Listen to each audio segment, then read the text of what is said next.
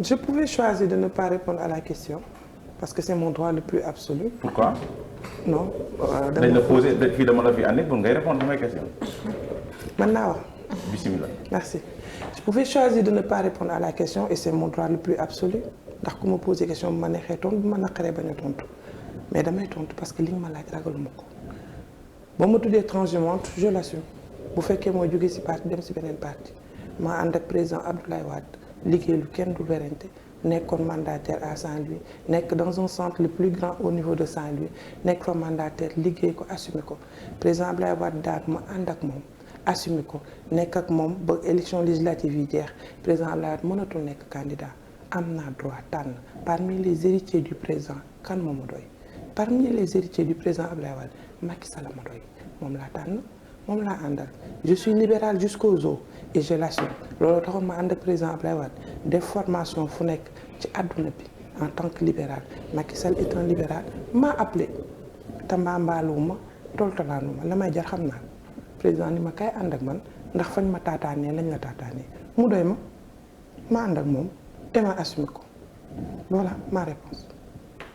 D'accord mais xam nga ne transhumance bokkul ci valeur. Bon yaa ngi dugg nag ci jugement nag transhumance militantisme c'est quoi c'est ton choix bu ma neexee ànd ak ku ma neex yaa ngi nii tey Seneweb bu la neexee suba nga dem leeral gannaaw suba nga dem Sen TV c'est ton intérêt. waaye du ma xalab leeral du ma xalab leeral xëy na ànd ak leeral. dama bëgg nga génneel ma vidéo bu ma xarabee président Macky Sall. ñu ngi ci internet bi bëri na ci lool am nay jamono ma dégg la sax ngay xalab bay xalab ministère de l'intérieur nga ne nañ fay recruter ak ñoom seen baaxut. loolu yaa ko wax. non conseil économique et social te fa laa nekkoon rax nga ci ministère aussi de l'intérieur. ñëw ma fi te jamonoy Macky Sall la. maanaam ñëwuñu fi pour loolu mais aussi yow yaa wax ne maanaam am nga droit ànd ak ku la neex donc ma ne la man ci sama bopp du ma xarab nit ki tey ji suba ma dem ànd ak moom. Aïdara bismillah. Je ne suis pas là pour faire mon procès. dama ñëw parce que da nga ma interpeller sur des questions précises yu mën a yokk Sénégalais yi. nga poser ma question sur mes choix. daañu ci ñëw. Aïdara may ma tuuti ma tontu mbaa ma jug dem. comme naan ndox ci man. da nga ma interpeller sur des questions qui concernent les Sénégalais. dama ñëw pour tontu ci loolu leeral. nga di ma poser ay questions yu concernent man ci sama vie ak samay choix. ma tontu la ci.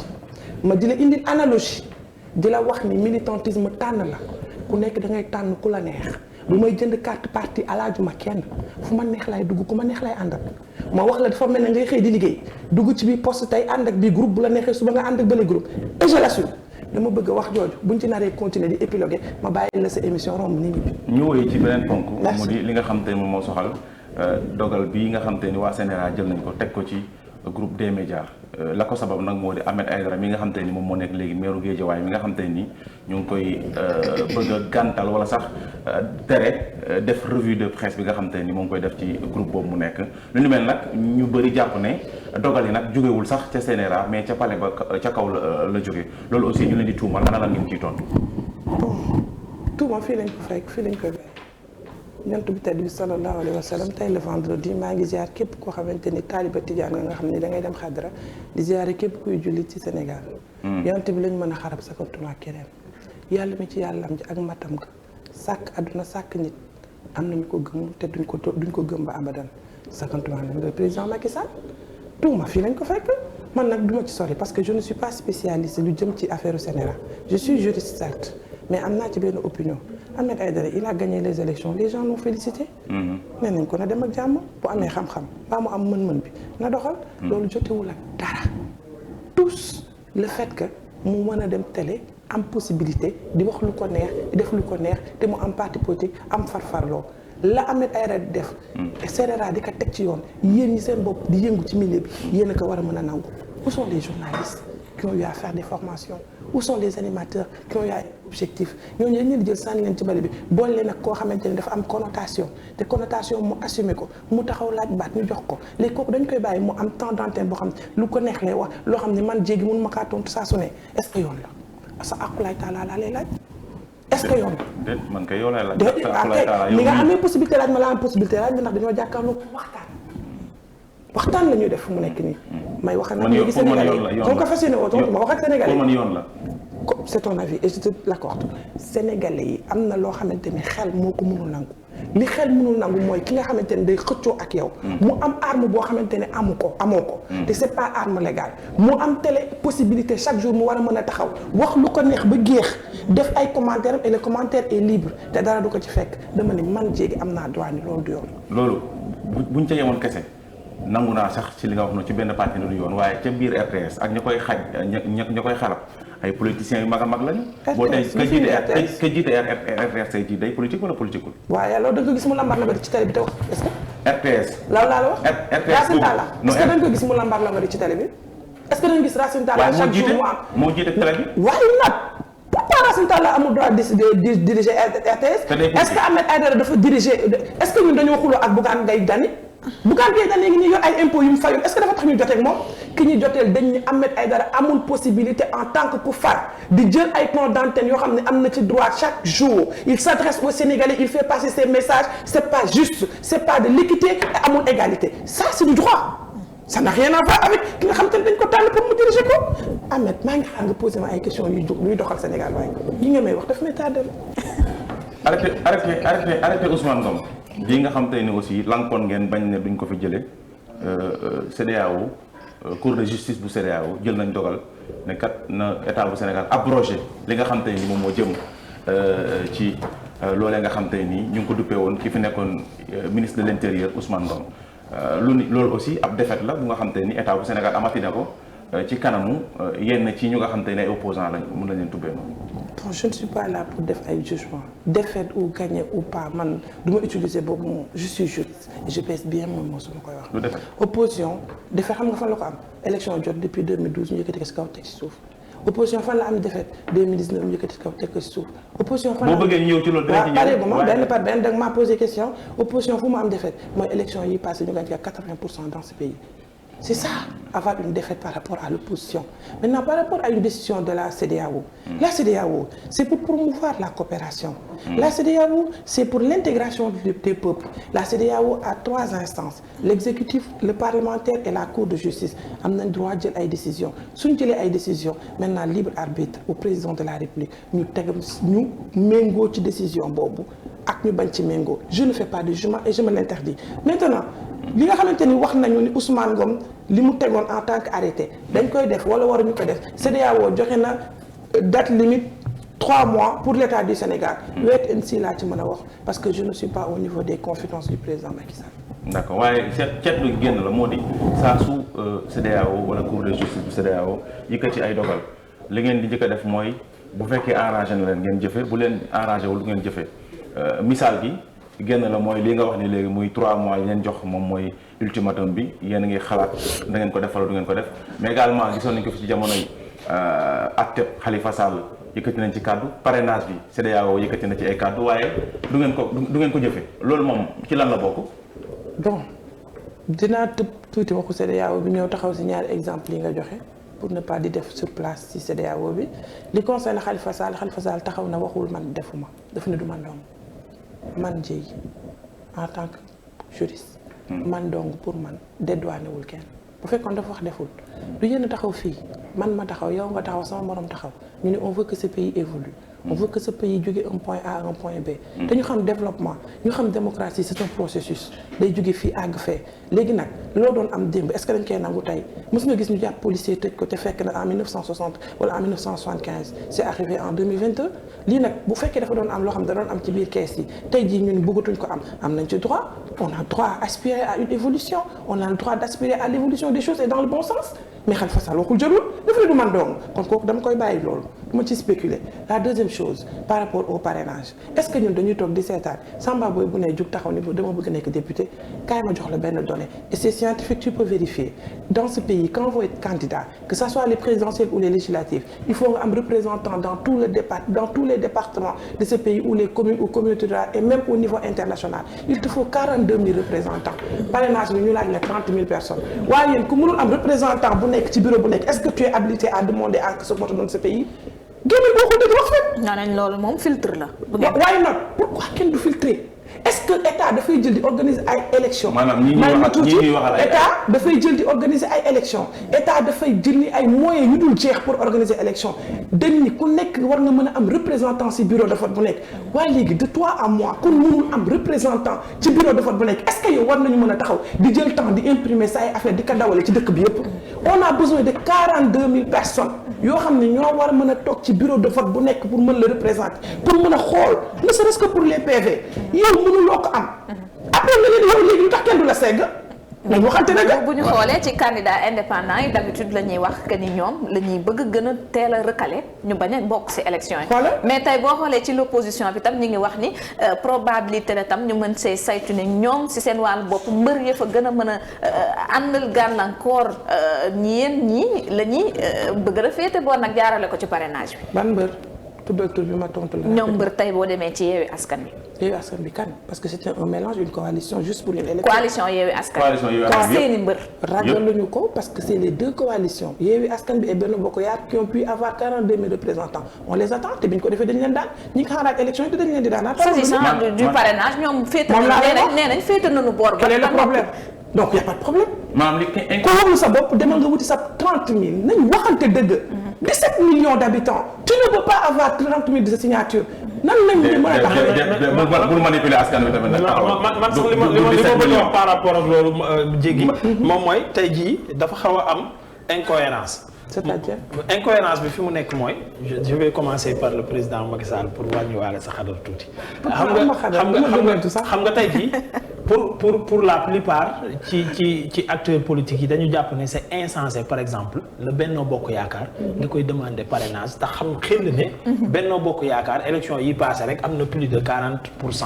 donc laaj ko parrainage c'est insensé par exemple un Ousmane Sonko ou un Khalifa Sall demati élection ñu xam li muy peser. kooku laaj ko parrainage encore naan ko ñëwal ñu xool ndax am nga dayoo bokk ci élection loolu ak incohérence bi foofu la xaw a nekk te mënoon nañ ko laaj koo xam ne parti bu bees la wala koo xamante ne dafa ñëw moom kese dem en solo ñu xool ndax kooku mérité na bokk ci jongante yi ndax am na lu muy représenté ci réew mi ndax incohérence boobu noonu ànd ngeen ci wala àndoo leen ci. Mohamed c'est pas une incohérence déjà yaa ngi def qualification Mohamed 330 partis politiques pour voter pour des élections législatives ñun jigéen ñi 60% de cette population ñoo war a xëy dem toog yi pare yàq ñëw tam ñun ñooy génnee suñu ay électeurs gaare suñu ay oto ran jëmale kañ lu tax segg warul am c'est-à-dire man dama ni segg boobu est-ce que ñun ñi ngi yéen ñu mesurer. waaw man bañu ma segg. non attends dama ne ñi nga xam ne xam nañ seen dayoo ba pare ndax jar nañoo seggati. déedéet maanaam mu ngi mel ni nga ñëw am bac ma lay laajaat BFEM. why not pourquoi pas parce que loolu rek moo lay wane démocratie am na anglais gi moom dimbale ci nag jàngale wuñu anglais te ñi ñuy wax jigéen ñi dañ leen waaw yéen ñaar da ngeen a jotee bee avant ngeen di ñëw loolu moo ma xaw a jaaxal loo xam ne ay dara mii jàmm la ma woon salaam ak teraanga moo tax mu woo ma ñëw waaye gis nga bés bu ma woowaatee maa ngi koy wax ñëpp di ma dégg dootuma ko wuyu seet parce que xam nga tollul noonu noonu la ma tollul noonu quand tu invites les gens donc kooku la woon ni dugal ko si biir kër ci biir teraanga jàmm ak teraanga la. liggéey bi xam nga lan la. que tu me poses des questions liggéey bi c'est pas des attaques. da may laaj non il est en train de m'attaquer. non ay questions yi ñoo lay dérange xam nga peut-être questions yi ñoo lay dérange mais ay questions la. na su ma rusul woon Sénégalais yi. mais yow joxu la peine ma ko nee débat bi fii lay jàll jël sama saak dem sama yoon. parce que arrangé wu la. arrangé wu ma dara. kon nga toog ñu waxtaan. ay dara damay am na question bi ñu ko posé na damay tontu ba pare lii balaa may àgg sax si question boobu. aw ma lu ma ragal ci àdduna xam nga lan laa def jomb tax sama juddu moom ma ko may ak sama deret amul lu ma nit mën a laaj te mënu ma la koo tontu. cohérence pour man am na ci. loolu moo lay wan ni démocratie am na ci. loolu moo lay wan ni ak nit fu mu toll ci statut même si tu as le pouvoir on te demande de def loolu parce que c'est-à-dire c'est dans l'ordre normal des choses. dans l'ordre normal des choses bu ñuy def élection war nga mën a indi au moins 30 000 voix wane ni yow mii pare nga pour mën a dugg ci élection yi bu dul loolu parce que c'est des milliards l'organisation d'une élection tey jii bu amee benn bureau boo xamante ni yóbbuwuñ fa encre mbaa benn bureau boo xamante ni yóbbuwuñ fa bulletin kenn ñëpp kaas taal ak bureau yi xultu ni lu tax kenn deful lii li matewul pour nag loolu mate il faut que léegi dama ne ñi ko am ba pare est-ce que jar na ñu leen koy laaj. da koy jafe ñi nga xam ne am nañ la bëgg a wax ñooñu nga ñëwaat di leen ko laajaat ban saa mu am mooy pour wane ni tout le monde se trouve au même pied d'égalité. léegi Ahmed li mu la wax mooy maanaam parrainage bi ñu ko àndee filtre la ñu wax mais également wàññi li nga xam moom moo nekk liste yi te aussi xool ay candidats yu crédible aussi c'est normal léegi ñi nga xam te ne jot nañu crédible ba pare ñoom lan la ñu wuti gis yaa xayti ci parrainage. c'est dans l'ordre normal des choses la démocratie elle est comme ça. léegi bu doon loolu kon tey président de la république bu gagné des élections après mën na taxaw wax ne duñ dootuñu defaat beneen élection wala dootuñu ko laaj lii wala pourquoi est-ce que le gouvernement doit aller à l'Assemblée nationale pour faire la déclaration de politique générale. d'accord léegi c'est la démocratie. d'accord léegi xam nga da nga fi wax ci ay kàddu léegi ma bëggoon ko rectifier moo di nga ne 30 000 kese la ñu soxla ci 17 millions d'habitants du loolu ndax nag ñi nekk ci biir fichier électoral bi motuñ sax 17 millions 6 millions kese lañu donc foofu aussi ça pose problème bu ñu ko tasaaree du mot soxna si. 30 000 voix. waaw la ñu laajte. waaw ci 6 millions. ñu nekk ci fichier électoral. lii moo tax segg sax war a mën a am fichier électoral ñi fa nekk à qui la faute. may ma tuuti. da nga ma poser question même ma toog. bismillah. Tout Sénégalais majeur a le droit et même l'obligation de s'inscrire. Et à chaque fois qu'il y a l'approche des élections, il y a des révisions électorales. waaw sama gars yi bu ñu demul inscrire ko à qui la faute. diir bu gàtt ngeen koy def. C'est ton appréciation. diir bu gàtt ngeen koy def prix dip jeex na loolu aussi. gis nañ sax société civile bi ne dañoo bëgg ñu prolonger li nga xam ne. ñaata yoon la ñu prolonger les révisions électorales ñaata yoon te ñaata kañ lañ jógee élection ça fait même pas 4 mois ou 6 mois kañ te boobu on a j'avais aussi des révisions ñu organiser waat ko et puis donc dans chaque commune. dans chaque département. au niveau de chaque consulat. mais qu'est-ce que vous voulez. on peut pas dire ça moi je pense que mais ñi war a am 18 ans la ci. si lañ bokk c'est les primo-votants. voilà donc loolu moo tax man je pense que débat bi tey jii. l'appel qu'on doit lancer. mooy dama ni ku am looy xeex. mbaa nga am lu la metti jël ji sa carte électeur foofu la xeex bi. mais ça pose problème des fois carte électeur yooyu parce que boo xoolee en 2019 gis nañ ñu ci bëri problème bi ñuy wax dañuy dem ba bëgg a voter ñu ne leen fii doo leen fi voter bu ñu waxee ci révision yeeg léeg-léeg dañuy gis ay dessous ci mbir mi muy gàllankoor ñenn ñi ci votant yi ngir ñu dem voter. non man pour dolli ci balaa nga ciy tontu parce que ñu bëri sax jàpp nañ ne parrainage bi doyoo leen ko lu dul mën a segg xam ràññee ñi nga xam ne ñooy seeni ñooñ pour ñeneen ñi après nag ngeen indi leen problème ci fichier ba duñu mën a voter parce que lépp ci yéen lay ñëwaat. yow lay njëkk tontu foofu ndax ñi nekk ci parrainage bi ba kenn mënu leen tere voter parce que déjà pour nga mën a def ci parrainage bi da ngay yor carte valable. non après carte bi. non sànni ko fu nekk. non ay problème ci côté ngeen déplacé leen ci jour élection yi. da ngay yor sa carte pour dem mën a def parrainage d'abord c'est kooku moom c'est un fait. La deuxième chose est que Mohamed dans l'histoire politique de ce pays depuis 1960. C'est la première fois qu'on ait eu autant de taux de participation 60%. C'est le cas. 60% de participation à une élection présidentielle. waa léegi là l'imperfection elle est humaine. on va corriger. chiffre moom yéen a ñu tudd joxe chiffre yéen a ñu tudd. te duma ko fen. léegi te ñeme naa ko. te li may wax woowal beneen spécialiste bu ko mën a teggi. d'accord baax na léegi ñu wax ci beneen dossier bu soxal wàllum yoon saa suñ ci waxee nag yéen ñëpp ngeen tëb waa Benno Bokk Yaakaar rawatina nag waa APR. moo taxoon sax ba ki nga xam te ne moom moo nekk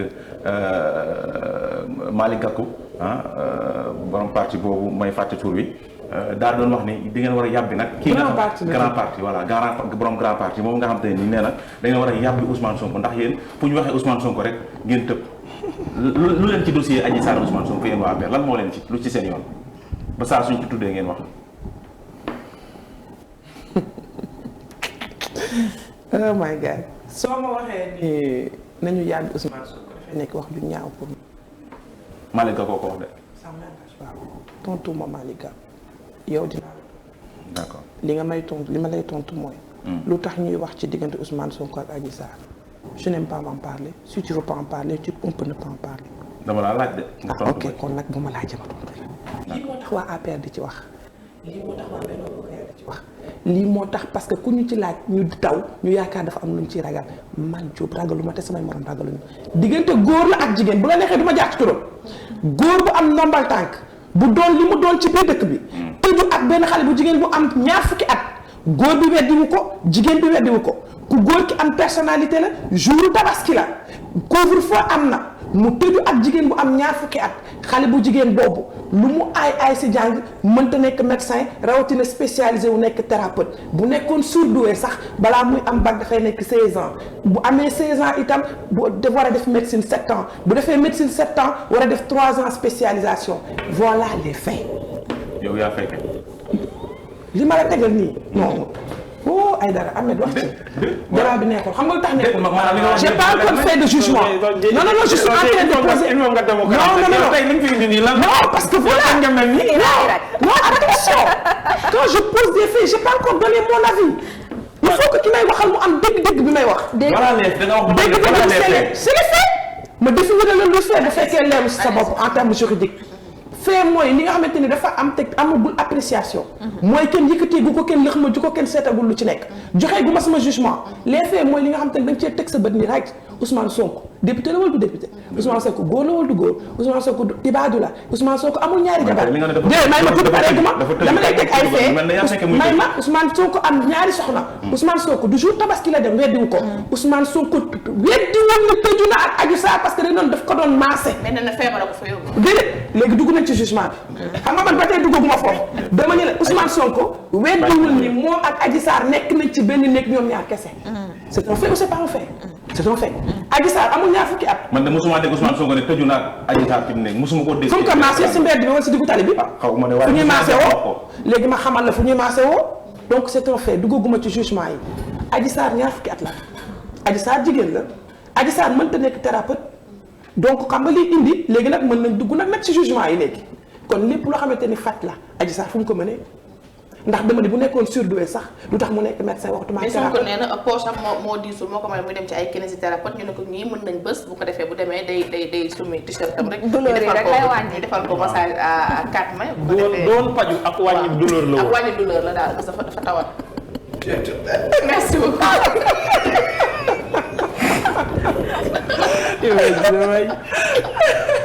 non déjà am na loo xamante ni yàlla ci yàlla bu ñu defee ay nit jox ñu xel ñu war a réfléchir ñu bañ ñu roog bàyyi ma c'est pas fortuit dama ni massage yooyu yow sa bopp da nga am Facebook man ma am Facebook nga gis yooyu buñ ci buñ bindee Sweet Beauty teg ci xale bu sol suufees bu dekk def benn sous-vêtement bu baax am say hanches yu débordé ñun la viens faire du massage waaw madame loolu wér-gu-yaram moo la fa yóbbu.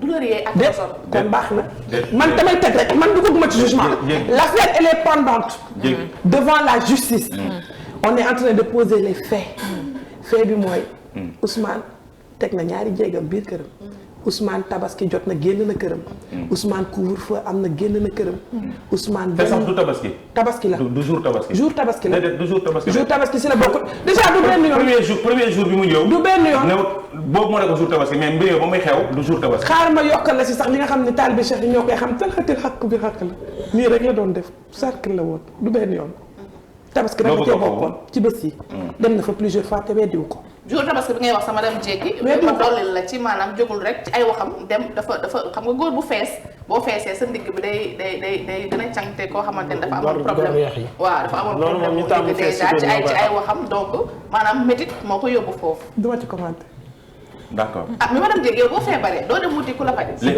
non mais góor dafa metti fees de xam nga Ousmane Sonko mën ta wax il n'a pas les moyens Ousmane Sonko yow sa xaalis yor ko sama xaalis yor ko xaalis Mouhamed yor ko il a dit qu'il n'a pas les may ma moyens tuuti yow loolu bu ko waxee je te donne des informations il est député il a une prise en charge médicale à 90%. waxuma la waxu salaire waxuma la waxu salaire. mais moom privilège yu bëri yi ko jox moom nee na jëlul ko. soxla ko ba tey waxuma waxu salaire. soxla benn privilège la moo tax kon lu mu ci góobe naka ci gar. léegi parce que les thérapeutes sont là et c'est moins de 200 000 francs. nee na amul xaalis. Ousmane Sonko ba ki Demba Ndiaye bu ñu fiy génnee di wax ñaata xaalis wax génnee 10 millions comme naan pot ndox si moom vidéo yaa ngi fii. génne leen que vous êtes des journalistes de l'investigation. loolu barki Demba Ndiaye loolu avant la woon Diegui. tu te prends pour l'avocat de Sonko. tu dois me poser des questions et je te réponds. Diegui maanaam je te donne des faits et j'ai pas encore fait de jugement et toi tu fais des jugements. mais instant bi man ba tey defaguma jugement. non ok.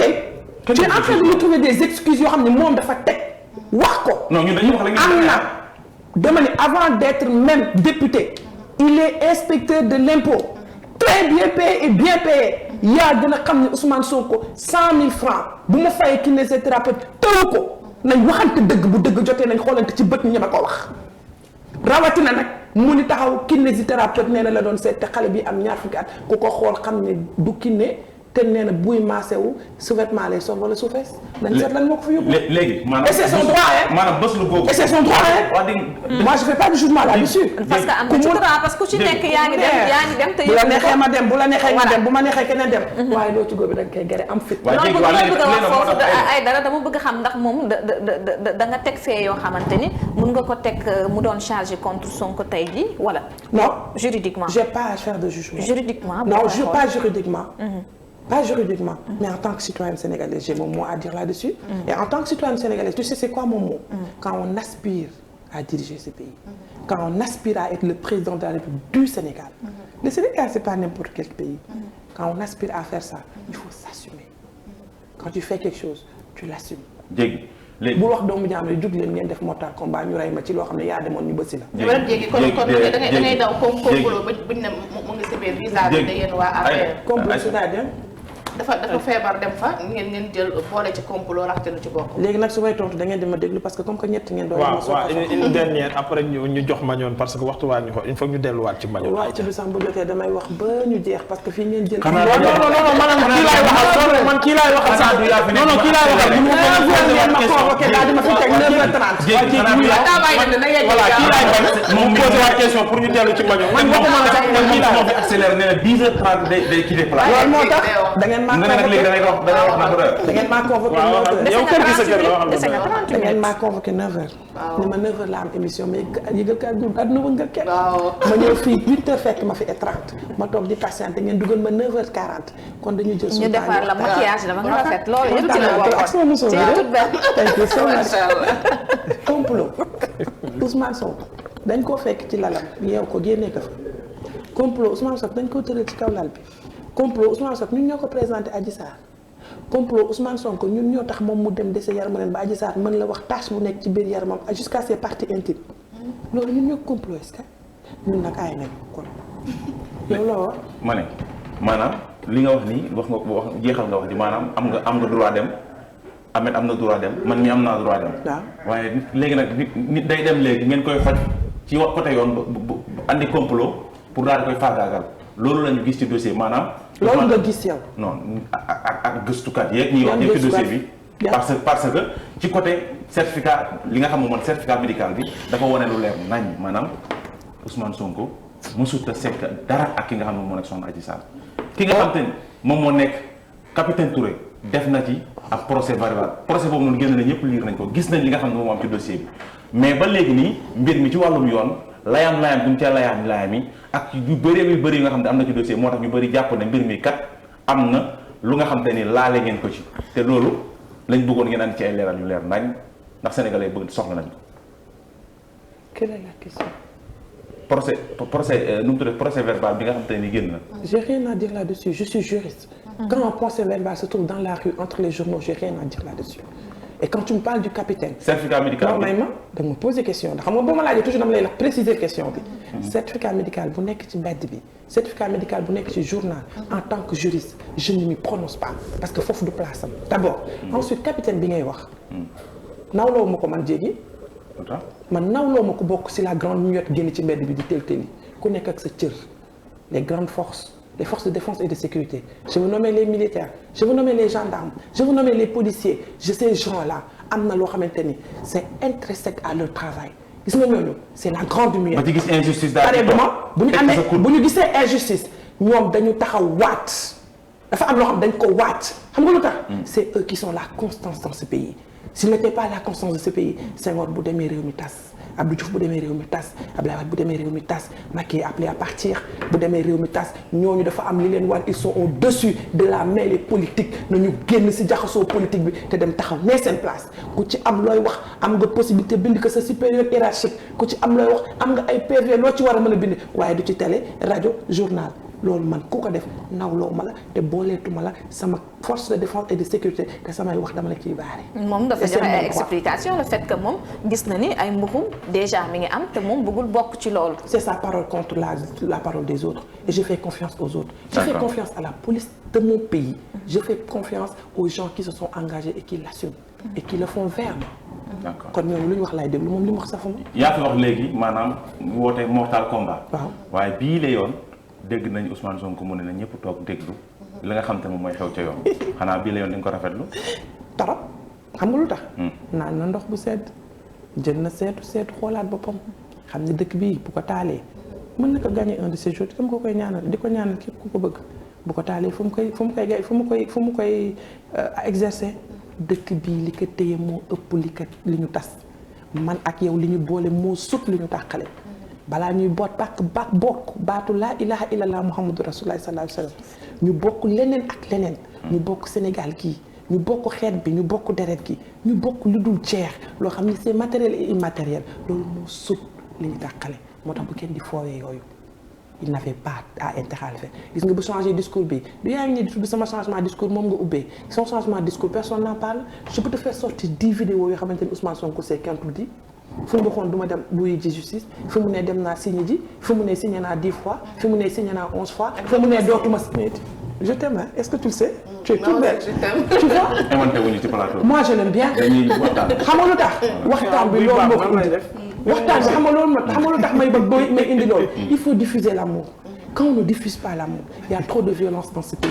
nañu bëggante on a intérêt gis nga bu ñu bëggante yàlla dugal loxoom ci li ñu nekk te li ñu bëgg ñu daal di koy am. Ousmane Sonko yoon mu def liggéeyam normalement ngir loolu yëpp ma jeexal tontu ba pare ma ñëw ci tontu benn bii nga may wax Ousmane Sonko loolu la gis xam ne ñi duñ ko naw ci loolu moo tax mu delluwaat ginnaaw maa ngi koy féliciter ci loolu parce que ça fait partie des grandeurs d'une personne yoon nag c'est des personnes assermentées. tëbuñu tëb rek ñëw toog ci ay chaises. c'est des gens yoo xamante ne dañu c'est des juristes et je les aime bien parce que je suis une juriste. c'est des gens qui ont eu à faire un concours. di ñu wax après ci juriste nga boobu yaa ngi koy bamtoo ko bamtuwaat après bu ñuy jeexal ci la mère des gens qui ont eu à faire un concours. des gens qui ont eu à faire des sermons. ñu taxaw di exercer li nga xamante ni moom moo téye suñu jiñu république boobu. ay dara métier bi nga nekk am na ñu ci nekk. ñoo xamante ni ñoom bi rek la ñuy def. métier bi nga nekk am na ñoo xam ne ñu ngi ci ils sont corrompus. métier bi ma nekk am na ñu ci nekk c'est des corrompus. métier boobu am na ñu ci nekk c'est des corrompus. police am na ñu ci nekk c'est des corrompus te foo gis corrompu y a un corrupteur nañu xoolaat jikko yi waaye ñooñu du tax ma ëmb lépp daal di leen sànni ci poubelle c'est des gens assermentés c'est des gens yoo xamante ne ñu ngi def seen liggéey nu ñu ko mënee mais y a un fait qui est constant. L'heure de la justice n'est pas l'heure des hommes. on a mais ñoom tam est-ce que duñ leen joxoñ baaraamu tuuma tamit. chaque jour ngeen joxoñ baaraamu tuuma def seen formation def lépp lu leen war te kenn warul nekk au-dessus de la loi. oui waroo tam nekk tam au-dessus de la justice. oui lu tax ñu bàyyi Ousmane Sonko kon mu def lu ko neex te kenn waxu. demul signé ji. yow nag yow tam je t'aime ndax li ngay wax neex na ma lool lii moo tax bañ a signé ji Ousmane. wax dama déglu vidéo bu mujj bi. ñaari weer signé woo. di signature def na ko. may ma tuuti. ajjuma ji rek la waroon signé ji tey signé ji ba ñu woon loolu andi coow mandat dama ne bii nga dégg ba temps fan yi yëpp. nee na ñaari weer signé wul. ajjuma ji mu ne it demul. waaw mandat bi ngay wax nii. falaa waroon njëkkee sax di féliciter sama footballeur yi. di wax président Macky Sall jig nañu yàlla fi yàgg loolu te wér. qualifié nañ coupe du monde. nit ñi taluñu loolu di fecc ko yuuxu muy dem di indi ay buzz di bind ci suuf naan dañ ko bëgg a jëli parce que buñ ko bëggee jëli duñu të Ousmane Ngom bañ ko bëggee jëli nit ñi dañ ko dem jëli ji. je fais confiance à la police de mon pays. journal liñ ko war a def dinañ ko def Ousmane Sonko nekk député ak dayo bi mu am ci dëkk bi terewul lépp lu ci waat ñi ñaa ngi ko ci def. le temps de la justice n'est pas le temps des hommes. ci lan moo tax mu toog ba génn un an après taper sur la table démb nee na moom moo taper sur la table justice door a yëngu mardi bi passé moo ne neen nañ leen dalal déglu ko te joxaat na leen sax nag. après nee na le 6 bii ngeen déglu ko. Ousmane Sonko dafa mel ni mooy yoonal daal. mooy doxal. moom mooy juge bi. il faut nga wax ci nag. moom mooy doyen des juges mooy wax jour bi muy am juriste nga nag jéggi il faut nga wax ci. parce que en tant que juriste ñu xool yoon boo xamante ni nee nañ lañu accusé lu ma neex def te kenn du wax. pas lu ma arrangé lu ma xam lay wax. attention. du ma nekk wax sa xalaat comme li xew Sénégal lu ma xam rek laay wax. mais fi ñuy waxee mooy. may ma li ma xam laay wax ba pare je suis obligée de répondre au nom de l'État du Sénégal quand l'État du Sénégal est interpellé parce que je suis là pour l'État du Sénégal. Quant à la déclaration de Ousmane Sonko je ne maîtrise pas ça. je ne parle pas déedéet day déclaré ba pare mu fekk si ne tamit justice. sincèrement amul lu may wax ci déclaration bi déglu ma ko sax. d'accord léegi yéen lan moo tax ngeen faral lu tax ngeen faral Adji Sarr. ku faral Adji Sarr. yéen ñan.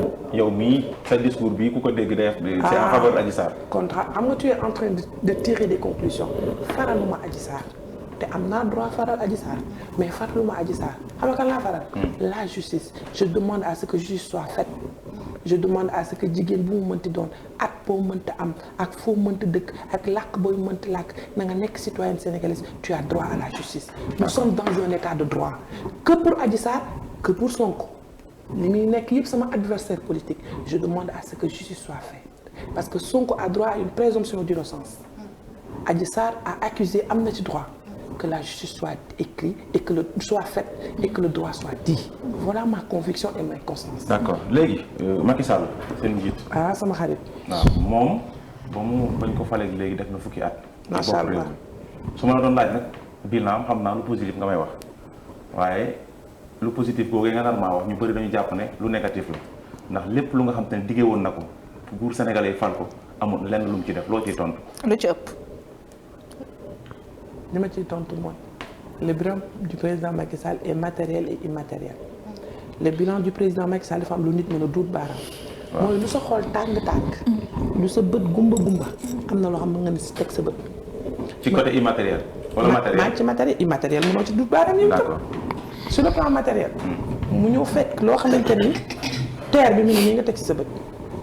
booy évaluer après ñëw ci évaluation waaye ñun ñu di Kër Ndiaye Lo fa laa jógee di xëy chaque jour di ñëw xam nañ lan lañ apport terre bi lan la.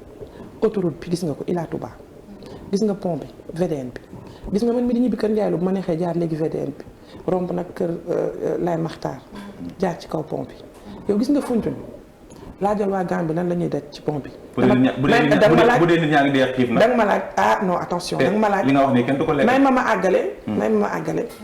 Gambie dañ doon ran Farafeñe bay bëgg dee. pont baa ngi noonu nga dem ba Marsassoum au niveau de Casamance nga jógee foofu pont yi au niveau du Fouta léegi bu la neexee ma teg pont yi ci suuf. ñu ñëw ci li nga xam ne c'est l'immatériel côté assainissement bu fekkoon milliards yi nekk ci assainissement da doon jug taxaw kenn du am foo jaar c'est des investissements qu'on enfuit mu ñëw ci immatériel si la nga xamante ni mooy jikko ji l'équité territoriale képp koo xam tu es au fin fond du Sénégal tu peux bénéficier de la bourse ma ñëw ci éducation les enseignants plus de 100 milliards ñu dugal ko ci concernant les salaires ñu jël seen indemnité logement de 75 000 à 100 000 francs ba pare ñu exempté leen de kii ñuy fay bañ a fay impôt ma ñëw ci hôpitaux yi boo jógee Ourossogui nga dem Sédhiou boo jógee Sédhiou nga dem Tambacounda boo jógee Tambacounda nga def Kaffrine boo defee Kaffrine nga dem Agnam boo jógee Agnam nga ñëw Touba da nga ma poser question tu m'as posé man am naa si benn question mais quand je réponds aux Sénégalais attention on n'est pas là fallait pas m'interpeller par rapport au bilan du président Macky Sall tu m'as interpellé et je vais répondre à la question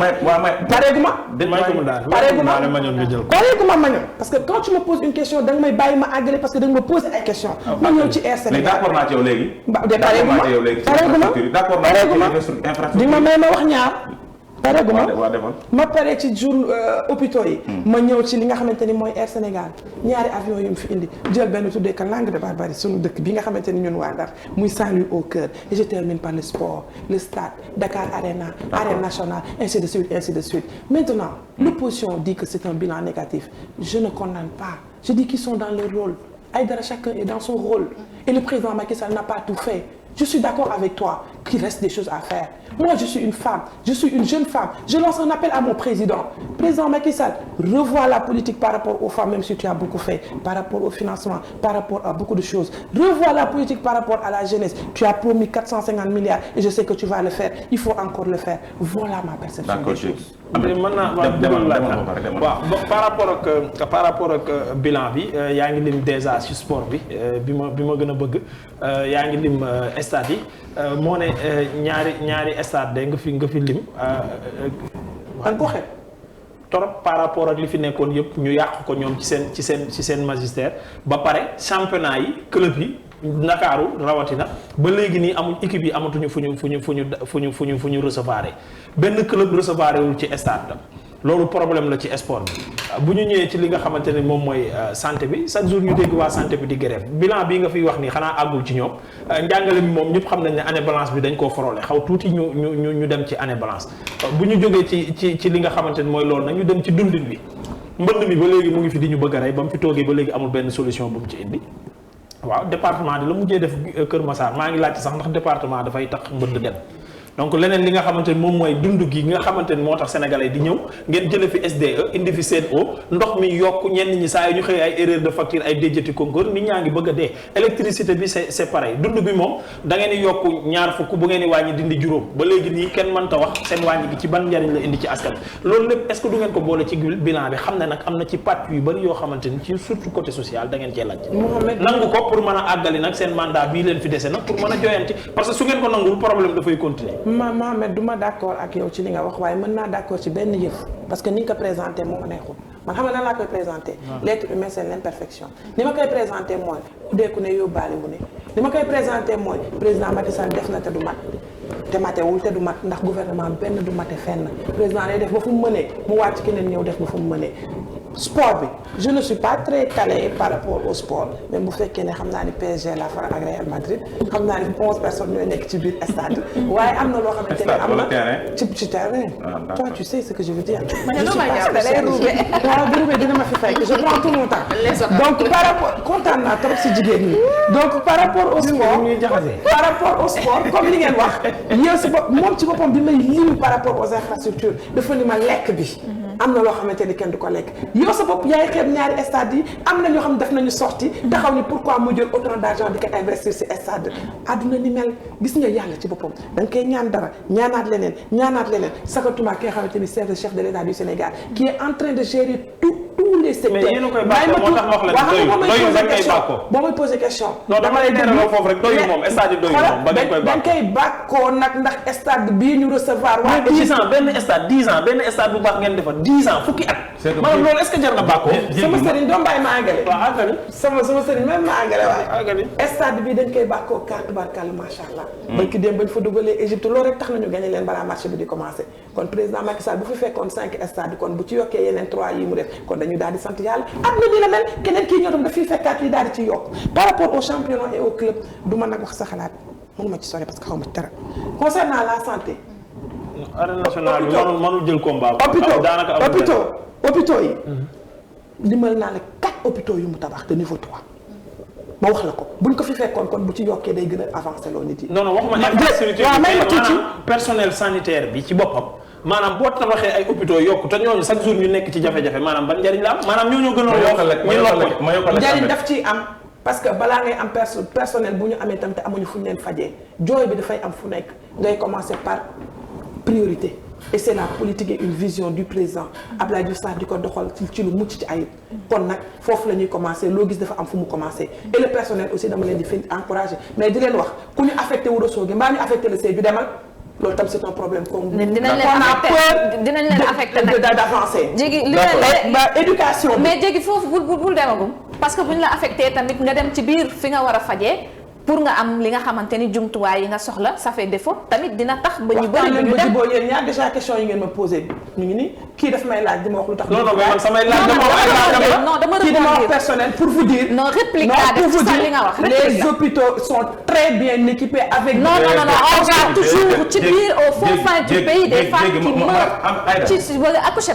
man li ma bëgg wax xam na ko nga rax ci naxaate bu métti gi ci hôpitaux yi parce que am na sax genn kilifa bu naan Macky Sall moom naxaate gi muy naxaate Gainsman la mooy Gainsman yi nga xam ne dañu jàkkaarloo yow ba pare téye seenu kii di Gains jël mbir mi ba yaa ngi dégg wala nga toog ci digg kër fekk nañu seen match ngay yor télé bi ñëw teg exemple may joxe mooy.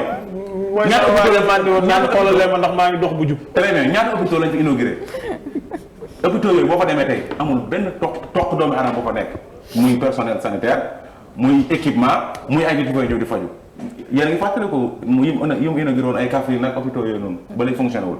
Touba gi.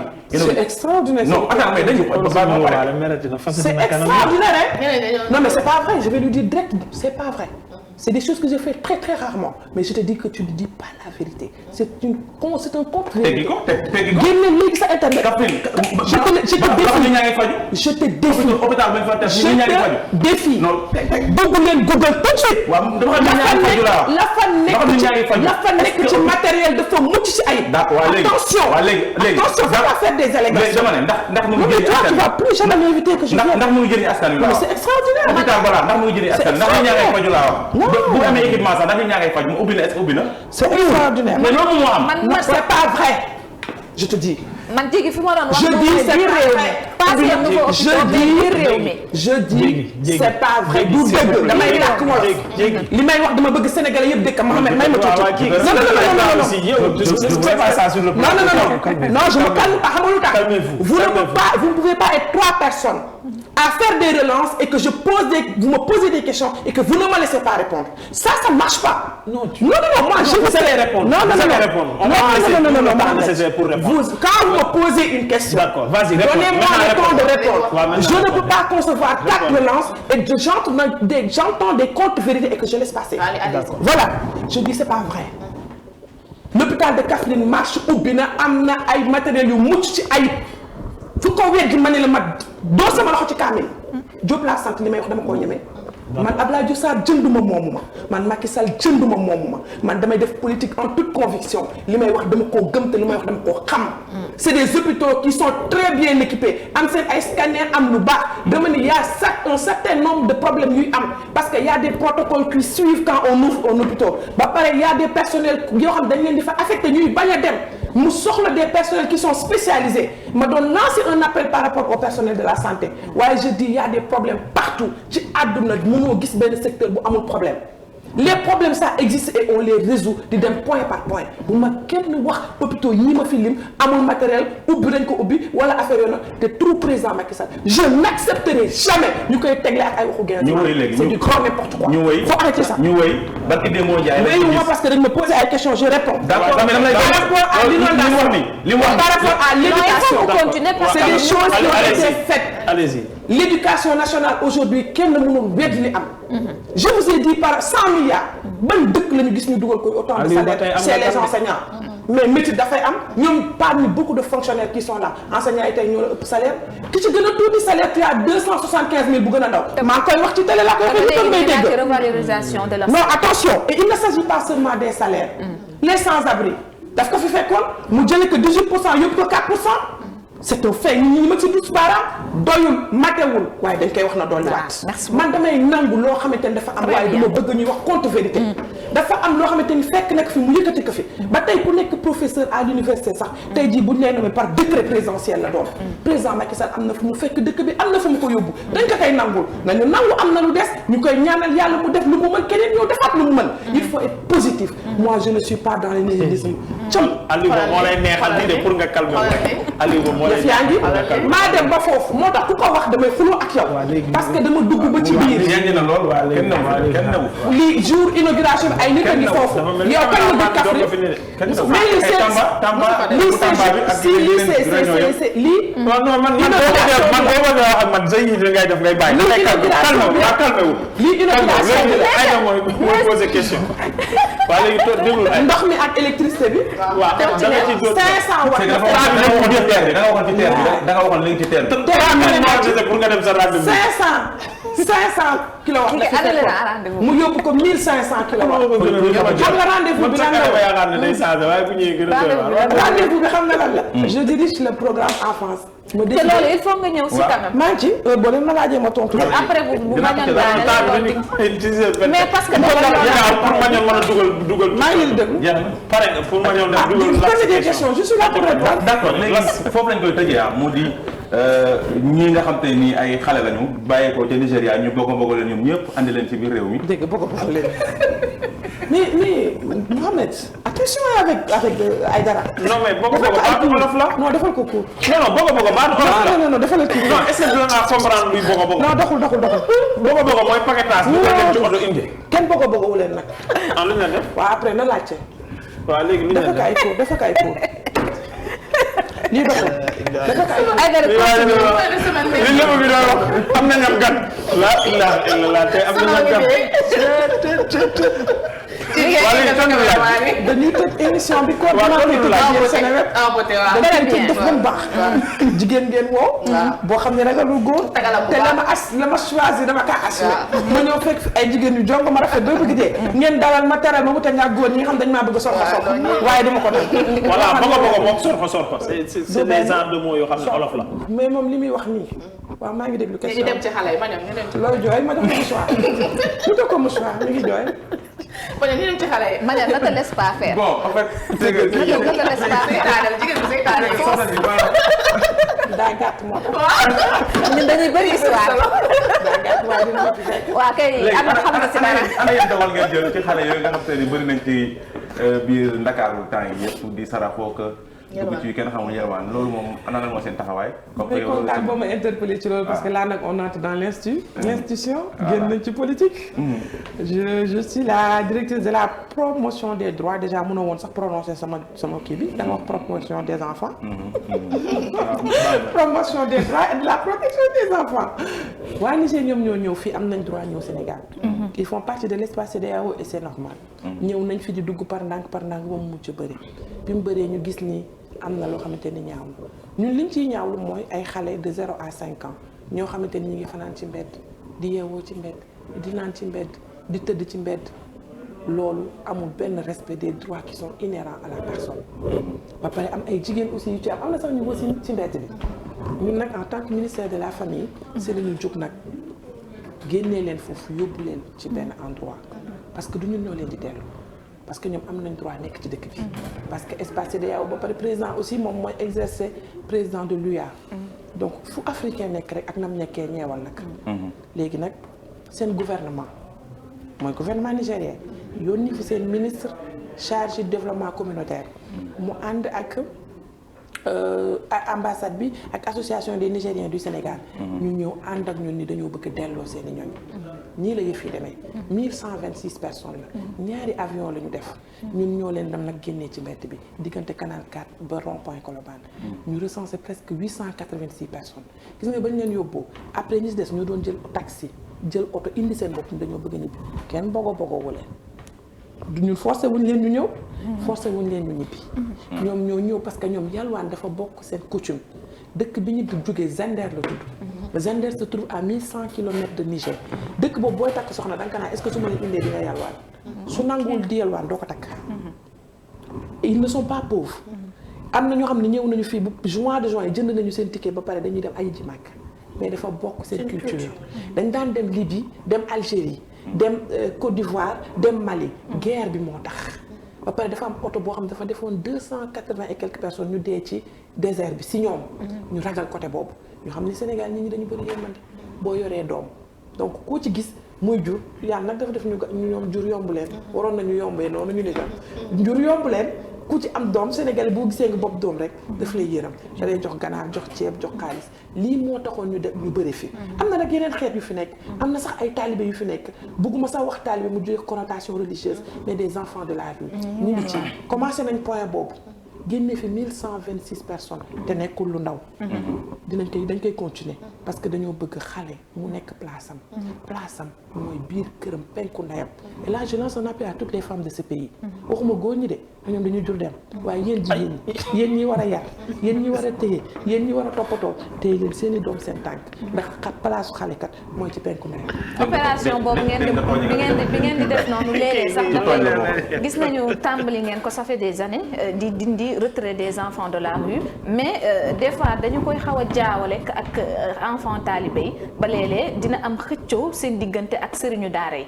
yan mesure ngeen jël ak lan moo di seen taxawaay. La première chose qu'on a eu à faire c'est d'abord la sensibilisation bu ñu sensibiliser ñu communiquer on a eu à faire 68 émissions et même plus ensuite j'ai organisé une réunion sous l'égide du ministère de la famille ñu ñëw moom képp kuy ulema képp kuy sëriñ daara képp ku nekk biir Dakar ki toogoon nga jour boobu ñu jàkkaarloo ak moom waaye xam nga lan lañ ci seetlu mooy ñi xam dëgg-dëgg yàlla mooy ñu nekk kilifa diine dëgg mooy ñi nga xamante ne xam nañu yor nañu baatu yàlla ji wax ko jàllale du ñoo koy def c'est des imposteurs ñoo xamante ni dañuy tey seen jéeg ju baax nekk ak ñoom ni xale yi nañ dem yàlwaani buñ paree tabax R+1 te gis nga ñoom yoon da laa ne karaj ragaluñ ci dara te duñ ci dellu ginnaaw mais c'est pas mon travail parce que ñun on travaille avec le ministère de la justice à travers le ministère de la justice il y a la direction de l'éducation spécialisée am na AMO am na police en tant que tel le ministère de l'intérieur l'administration territoriale parce qu'il y a le préfet et le gouverneur on travaille avec la direction de l'action sociale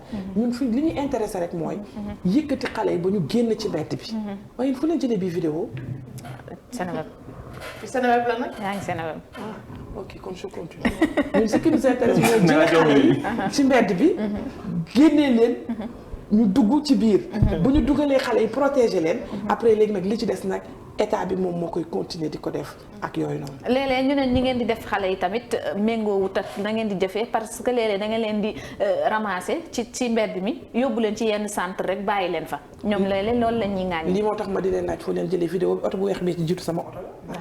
très bien. lii centre la woon. stade Amitié. bi ñu récupéré personnes. fii y avait 686 personnes ay tentes la ñu def teg leen. dugal leen ci biir tente yi di leen jox ñu ndékki di leen jox ñu añ di leen jox ñu naan paan yi man maa ko jëndiwul ak siwo yi ak njàmpe ak karité sang xale yi sur 1100 et quelques il y avait 800 enfants qui étaient là-bas gisoo oto yi ni ñu ràññee ñu delloo leen te mu neex seen gouvernement moom moo affrété ay avion ay indi ñu yóbbu leen fukki bus ak juróom moom moo nekk ni tegle cortège bi ñu yóbbu leen lii mooy les Nigériens les Sénégalais demal centre Guindi y a 120 foofu la ñuy wax surtout les Sénégalais centre Guindi 120 personnes ñu ngi foofu centre Sami social dañ leen di yóbbu teg leen fa mu laaj identification te loolu moo métti le travail en aval moo gën a métti mooy boo leen yóbboo xale bi su la bëggul wax kuy ndey mag bàyyam ak fu mu jógee nooy def da nga ciy nekk enquête naxante loolu moo tax seen nekk foofu yàgg yéen a espion ngeen de très bien foo leen jëlee yi vidéo bon bref je vous encourage et je vous félicite mais il faut toujours flotter le visage des enfants au nom de la protection des données personnelles ça j'aime bien parce que c'est quelque chose c'est une investigation qui est faite